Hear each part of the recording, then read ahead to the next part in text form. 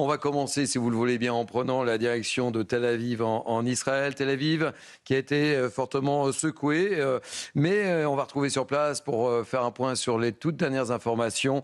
Régine Delfour et Sacha Robin, quel est le point sur la situation? Il est 18h01 ici à Paris.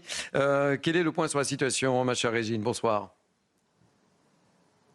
Oui, bonsoir Thierry. Écoutez, depuis à peu près 8 heures, nous n'avons pas eu d'alerte ici à Tel Aviv. On a eu donc une alerte en fin de matinée. On est resté assez longtemps dans l'abri, plus d'une vingtaine de minutes, puisqu'en fait on a eu 3 alertes successives.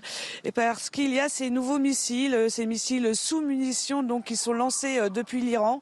Et avec cette dangerosité, puisqu'il y a 20 munitions dans ce missile qui peuvent donc se répandre et éclater à tout moment. Donc il faut être bien sûr que le missile a été intercepté et totalement détruit.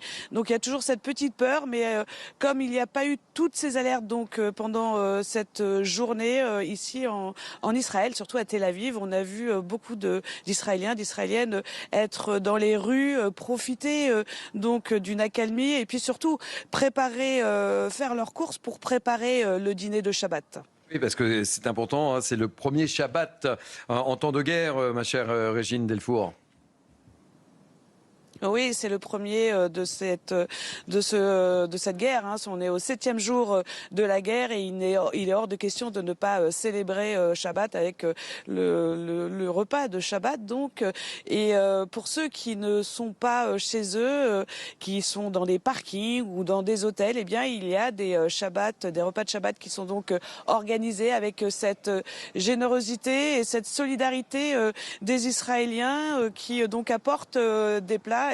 Et même nous, avec Sacha Robin qui m'accompagne, qui est derrière la caméra, il y a pas mal d'Israéliens, quand ils passent, ils nous demandent, ils veulent être sûrs qu'on ne sera pas seul ce soir. Donc vous voyez un peu cet élan de générosité.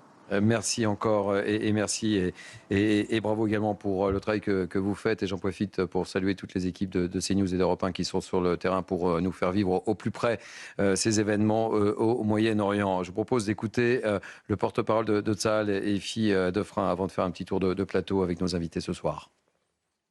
Depuis que Hezbollah a décidé d'attaquer Tzahal et Israël, nous avons attaqué 500 lieux, sites et cibles du Hezbollah. Hezbollah et le régime iranien sont la même chose, c'est le même corps. Là, nous appelons le gouvernement libanais de se débarrasser du Hezbollah, sinon nous allons les attaquer sans cesse. Nous avons continué à attaquer le Hezbollah, à cibler, à le frapper, et nous ne nous arrêterons jamais jusqu'à ce qu'il cesse de nous menacer. Avant de donner la parole à Charles Millon, ancien ministre de la Défense, et je remercie encore une fois d'être avec nous ce soir sur Europe 1, sur CNews. Deux mots, Général Éric de la Poelle. Comment voyez-vous l'évolution de ce conflit qui s'annonce long avec une orientation sur le Liban, un pays que vous connaissez bien, parfaitement bien, pour y avoir exercé, et puis Israël? Moi, je suis plutôt très optimiste. C'est-à-dire que j'ai donc eu la chance de vivre au Liban de 2022 à 2025, de 2022 à 2024. Les choses se tendaient petit à petit. Il y a eu cette guerre de 2024. Et puis 2024-2025, il y a eu un regain d'espoir parce que, en fait, le Hezbollah n'a quasiment pas tiré pendant un an. Mmh. Et le retour des frappes du Hezbollah est lié à l'attaque de l'Iran. Et pendant la phase où le Hezbollah ne tirait pas, le Liban se reconstruisait petit à petit. Le président Aoun était devenu chef de l'État. Les populations commençaient à revenir un peu au sud, dans les maisons qui restaient. Et cette concorde libanaise qui existe commençait à reprendre corps. Et puis est arrivée cette guerre de l'Iran. Israël annonce qu'ils n'arrêteront pas tant que le Hezbollah continue. Eh bien, si la logique déroule, je pense que le Hezbollah politique ne mourra jamais parce que c'est une idéologie, mais que si le Hezbollah combattant n'existe plus ou existe beaucoup moins, il n'y a aucune raison que ce pays, qui a un potentiel extraordinaire, qui nous devance dans la crise, duquel nous pouvons apprendre beaucoup de choses, ne s'en sorte pas. Moi, je suis plutôt très optimiste, même si en ce moment, c'est très dur. Charles Millon, j'interrogeais ce midi le colonel Rafovitch, le porte-parole de Tsahal, et je le disais, hein, j'ai trouvé une énorme détermination. J'ai souvent interrogé, mais j'ai trouvé une très grande détermination quant à la destruction définitive du Hezbollah. Le colonel Rafovitch a dit, de toute façon, on ne lâchera rien, on ira jusqu'au bout. Jusqu'au bout. Il a raison. Vous avez en fait sur le sol libanais un groupe armé qui n'obéit pas en fait à son pays, qui obéit directement d'un pays étranger qui est l'Iran. Ce groupe armé, on a décidé lors des accords précédents qu'il devait être désarmé et qu'il devait être désarmé par les Libanais eux-mêmes, ce qui était en fait donné au Liban une mission qui était quasi difficile ou même impossible. Et c'est la raison pour laquelle ça n'a pas été fait. Et je ne critique absolument pas le gouvernement libanais. Je critique simplement ceux qui ont rédigé cet accord international.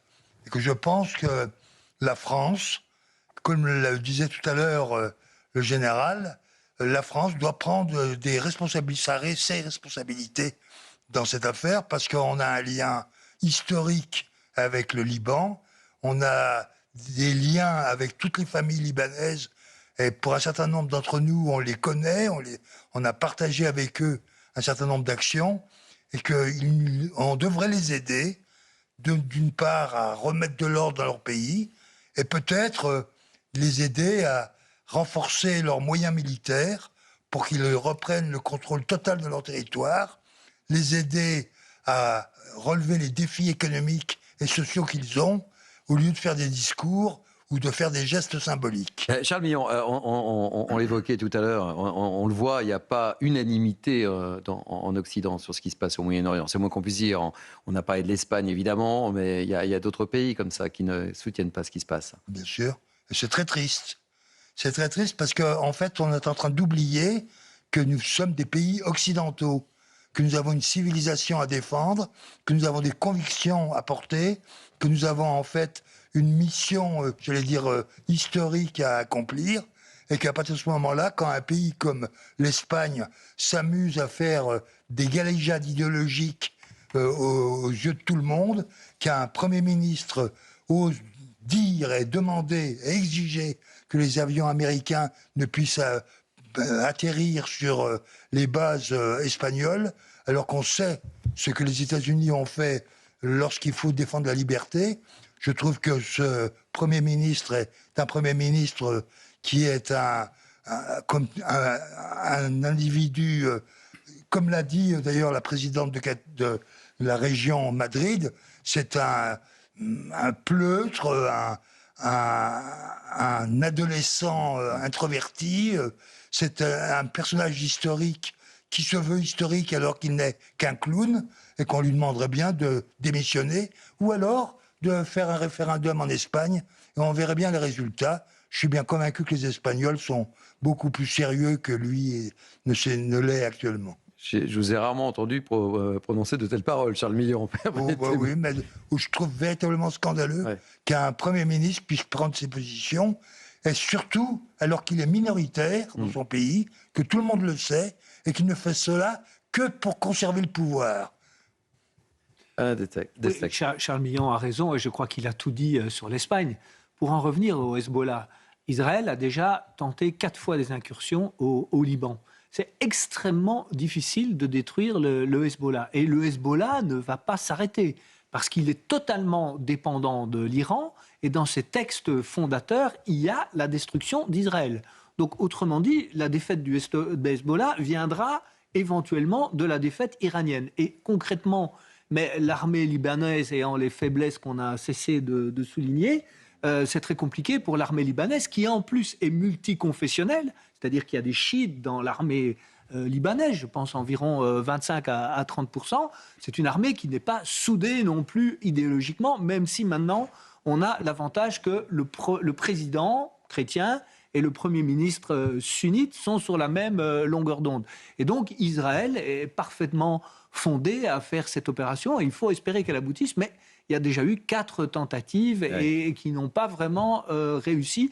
Et je crois qu'on peut peut-être battre militairement le Hezbollah, mais en revanche, comme l'a dit le général, politiquement, c'est un État dans l'État qui a des écoles, qui a des services sociaux, qui est apprécié par une partie de la population, il faut bien le reconnaître. Et cet aspect-là, je pense, d'État dans l'État ne va pas disparaître du jour au lendemain. Louis de Ragnel, je vous redonne la parole, général Éric de la Prelle. Surtout, en fait, il n'y a pas beaucoup d'opportunités, de fenêtres de tir, si on peut parler comme ça, pour neutraliser, essayer d'affaiblir considérablement le Hezbollah. C'est ce que disait le colonel Rafovitch, si on ne le fait pas là, on ne le fera jamais. Hein. Exactement. Et vous savez, Israël, on l'a dit un peu tout à l'heure, au moment où Benjamin Netanyahou a décidé de faire son opération à Gaza, il n'y avait pas beaucoup de monde pour le soutenir. Aujourd'hui, il voit le résultat, il sait que toute la communauté internationale était contre lui. Et donc, de la même manière, il se dit, la communauté internationale et la France, par exemple, par la voix d'Emmanuel Macron, l'appellent à renoncer à cette opération militaire terrestre. Eh bien, vous pouvez avoir la certitude qu'il va aller jusqu'au bout. Ensuite, l'opération militaire ne réglera pas définitivement la question du Hezbollah, même la question du Hezbollah au Liban, puisque voilà, l'opération militaire est un moyen, parmi d'autres moyens, pour nuire au Hezbollah. Il y a évidemment d'autres. Il faudra mettre beaucoup de volonté politique aussi, parce que vous savez, le Hezbollah a des élus au Parlement libanais. Bien sûr. Général Éric de la Prelle. Je ne partage pas tout à fait l'avis qui tente à penser que le multiconfessionnalisme de l'armée libanaise est un problème. Pour moi, le Liban, c'est le meilleur décodeur au monde entre l'Orient et l'Occident. C'est vraiment le pays type qui peut permettre à l'Orient de parler à l'Occident. Et cette armée libanaise, c'est très exactement l'illustration du vivre ensemble. C'est-à-dire qu'on a formé 80 000 personnes, on leur a donné des responsabilités, on leur a dit il faut travailler ensemble. Et ces gens-là, tous les jours, et je les ai vus à l'œuvre en réunion d'état-major, et nos coopérants militaires travaillent avec eux tous les jours, c'est sûr que ça avance pas toujours très vite. C'est sûr que les résultats sont pas toujours extraordinaires, mais on se parle. La paix, c'est quand on se parle. Non, mais général, pour moi, franchement, le Liban est un contre-modèle pour la France.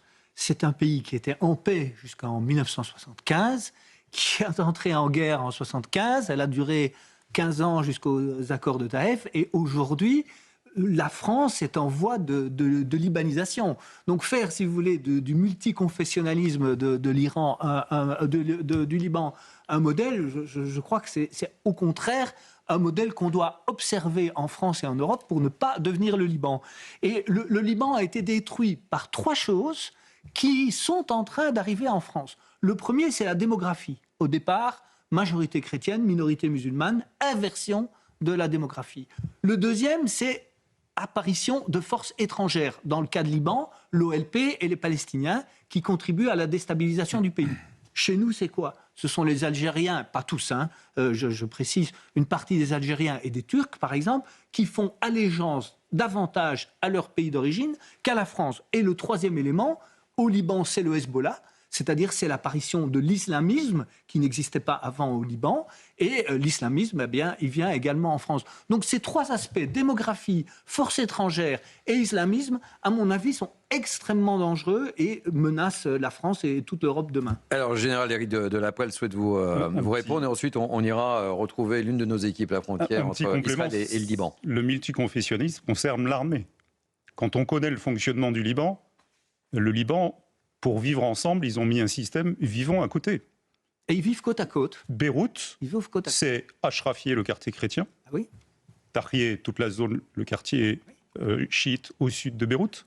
Donc, non, ils n'ont pas mis un modèle de vivre ensemble. Ils ont au contraire construit un modèle pour bien vivre ensemble, vivant à côté. Oui, mais vous voyez que ça nous arrive en France aussi. Bien sûr. C'est en train d'arriver. Mais c'est une logique, puisque c'est la communauté, on le voit dans la crise. C'est pour ça que je disais que le Liban est un laboratoire de crise.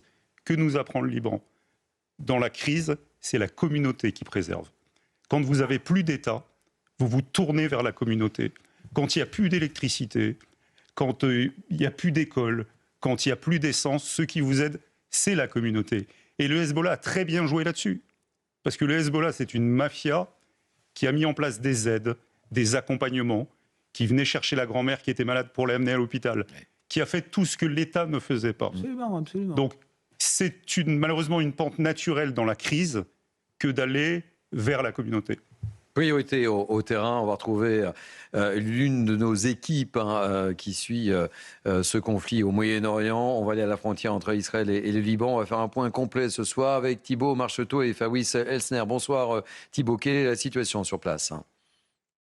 Preuve que la situation est toujours aussi tendue à proximité de la frontière où nous nous trouvons avec Fabrice Elsner. Nous sommes dans un abri qui peut aussi servir en cas d'intrusion de postes de tir pour l'armée israélienne. Et regardez le visuel, c'est la frontière entre Israël et le Liban, avec notamment ces miradors qui servent à protéger ces montagnes qui dominent véritablement les localités dans lesquelles nous nous trouvons. Nous sommes dans la ville de Shlomi, une ville de 7000 habitants où la population est restée sur place. L'armée israélienne continue de protéger ces localités qui sont régulièrement visées par des drones et par des roquettes. On sait également que l'armée israélienne continue ses pilonnages de la banlieue sud de Beyrouth pour éliminer les infrastructures du Hezbollah. Ce que l'on constate également sur le terrain, c'est de nombreux checkpoints qui sont mis en place tout au long de cette frontière, mais également des déplacements de pièces d'artillerie. Voilà, Thibaut Marcheteau avec Fabrice Elsner à la frontière entre Israël et le Liban. Dernière information que je découvre au moment où je vous parle, l'armée israélienne annonce avoir frappé 400 cibles en Iran ce vendredi, général Éric Delaprelle. Ça continue. Ce qui m'intéresse effectivement, c'est ce reportage à la frontière. Ce témoignage à la frontière israélo-libanaise. On a effectivement ce qu'on appelle la ligne bleue, qui est cette ligne qui est occupée, en tout cas sur laquelle est installée la FINU, la proximité, pour aller contrôler ce qui se passe dans le coin.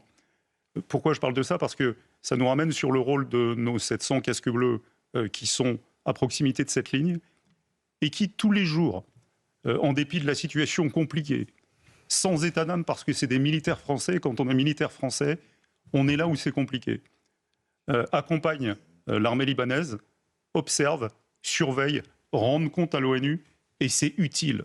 Même si ce mandat se termine à la fin de l'année, en début 2027, moi je rends hommage à ces caporaux, à ces sergents, à ces officiers qui tous les jours font le boulot sans état d'âme, parce que c'est la mission.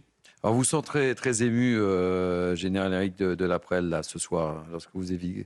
Vous me parlez du Liban, je suis... non, mais je le mesure, je le dis à nos auditeurs, d'Europe 1, je le dis également aux téléspectateurs, on voit cette émotion qui vous habite. Vous avez raison, parce que, en tant que général français, je vois bien le contraste qu'il peut y avoir entre des analyses géopolitiques passionnantes, engagées, et une réalité du terrain très humaniste, très humanitaire en tout cas, quand on est au contact de ces gens-là, et que la misère, elle se mesure au quotidien. Et qu'il faut trouver le juste milieu entre les deux. Et encore une fois, parce que je vois nos soldats sur le terrain, parce que je vois l'engagement de nos coopérants, j'ai cette émotion qui fait que je voudrais qu'on leur rende plus hommage et je voudrais que la France donne plus de moyens à ses coopérants militaires. Louis le disait, Louis de Ragnel, il y a une opportunité à nul autre pareil, indiscutablement. C'est le moment d'agir. Si on n'agit pas maintenant, on n'agira plus jamais. Alors on agit. Vous êtes d'accord avec cette lecture ? Je suis d'autant plus d'accord que c'est ce qu'on fait. C'est-à-dire que, encore une fois, l'armée française, elle agit. Et moi, je dois dire ce que j'ai vu sur le terrain. En 3 ans, j'ai vu nos ministres venir. J'ai vu 3 ou 4 fois le ministre Lecornu de la Défense. J'ai vu le ministre Barrot venir. J'ai vu une diplomatie qui s'activait. Encore une fois, moi, je ne suis pas là pour donner des bons points à la diplomatie. Pour quel résultat ? Pour des résultats que moi j'ai vus sur le terrain. C'est-à-dire, j'ai vu des véhicules de l'avant blindé arriver. J'ai vu les militaires libanais venir les chercher, nous remercier, en faire des outils remarquables. Vous voyez, cette émotion, elle vient un peu de cette disparité entre une réalité du terrain où je vois des gens engagés et qui font un peu avancer les choses, et avec pas beaucoup plus, ils pourraient faire mieux, et des analyses géopolitiques que je ne juge pas tellement, et de la politique, j'ai pas fait de politique pendant 37 ans, c'est pas ce soir que je vais commencer, donc que je laisse évidemment aux spécialistes. Et pardonnez-moi si j'insiste sur cette émotion, j'espère que vous m'en voulez pas, mais je la sens tellement perceptible qu'elle me touche. Mais au contraire, moi je vous remercie de m'avoir invité, parce que je pense que vous donnez la parole, grâce à moi, à un certain nombre de militaires libanais qui ne peuvent pas s'exprimer, et un certain nombre de soldats français qui effectivement ne peuvent être qu'émus de se dire on a laissé depuis 78 70 de nos camarades sur le terrain qui ont donné leur vie pour la France, mais aussi pour le Liban. Donc ce qu'on fait, c'est utile. On va prendre la direction donc du sud Liban dans la nuit. Donc un immeuble de la ville de Saïda donc a été visé par une frappe de missile après un ordre d'évacuation de Tsahal pour plus de 800 000 habitants des environs de Beyrouth. Israël donc a frappé la capitale libanaise. On vous en a parlé longuement depuis le début de cette édition spéciale. En réplique, le Hezbollah donc a revendiqué des tirs d'artillerie et de missiles contre l'État hébreu. Et nous sommes avec Tissem. Vous êtes à Saïda. Bonsoir Tissem. Merci d'avoir accepté de témoigner dans cette édition spéciale sur CNews. Est-ce que vous pouvez nous confirmer la situation et comment vous la vivez surtout, Tissem? Et merci encore d'avoir accepté de témoigner parce que je sais que c'est pas facile. Avec plaisir, c'est normal de relayer les informations. Alors comment est-ce que je vis la situation? Très mal. Depuis dimanche. Donc la nuit de dimanche à lundi, à 2h du matin, on a été réveillés par des bombardements. Donc moi, je me situais dans une ville qui a été évacuée, un village qui a été évacué. Donc à 2h du matin, réveillé en catastrophe, rassembler ses affaires, sachant que moi, j'ai des enfants en bas âge. On a tout rassemblé en catastrophe, on a pris la route en pyjama, ça a été catastrophique. On a fait 40 minutes en temps normal, ça a mis 6 heures cette fois-ci. Donc on a mis 6 heures de route au lieu de 40 minutes pour arriver à Saïda. Nous sommes arrivés à Saïda sans logement, nous étions dans la rue, ça a été assez compliqué de trouver un logement. On a trouvé quelque chose donc, en attendant d'être à l'abri. Sans meubles, sans électricité. Là, on a eu de l'électricité il n'y a pas très longtemps. Assez compliqué dans des conditions précaires, mais on a eu la chance quand même d'avoir un toit parce qu'aujourd'hui, il y a quand même énormément de civils qui sont dans la rue. Il y a des personnes qui sont toujours bloquées sur l'autoroute. On a une dame qui a accouché sur l'autoroute. On pensait être un peu plus en sécurité à Saïda, mais non, il y a eu plusieurs bombardements, donc un à quelques mètres de où on se trouve actuellement. Ce matin, il y a eu des bombardements de nouveau à Saïda. On a entendu les avions de chasse passer durant toute la journée. Ils passaient encore il y a 10 minutes. Voilà. Donc on ne sait pas quand et où ça va tomber. C'est assez horrible et catastrophique cette situation. Merci beaucoup Tissem pour avoir accepté de témoigner votre quotidien.